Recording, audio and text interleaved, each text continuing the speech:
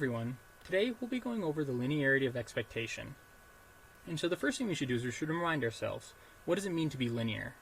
So let's say we have some sort of function or operator f, and I want to determine if it's linear. The first thing I need to check is multiplicative constants. So I'll say mult constants.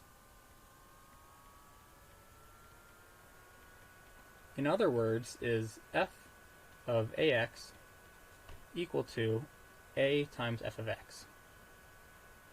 And the second thing I need to check is sum of inputs.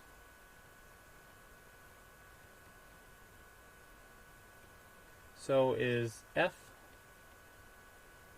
of x1 plus x2 equal to f of x1 plus f of x2.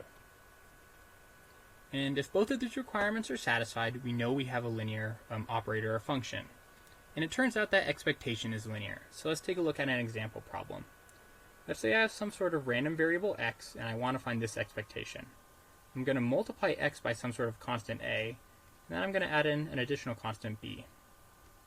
Well, the first thing we notice is that this is a sum of inputs, so we can actually separate the problem into two expectations. First being expectation of ax plus the expectation of b. And the expectation of constants is really easy. There's nothing random about a constant. That is the definition of constant. So the expectation of a constant is always itself. And then the expectation of ax. Well, here we can exploit the other rule of linearity. We have a multiplicative constant, so we can move it to the outside. So instead, this will be a times the expectation of x. Okay, so now we've seen for any multiplicative constant and additive constant in expectation, we can actually split it up into two expectation problems and simplify. So we know that expectation is linear. What about variance? So if we take the same problem, unfortunately variance is not linear, but there are some things we can say about this specific problem. First off, when adding a constant, constants don't change the variance. Remember, variance is the spread of the distribution.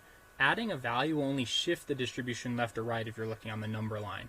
So adding constants does not change variance, so the variance of a constant is 0. And now, we are able to move multiplicative constants to the outside of variance, but we have to square them.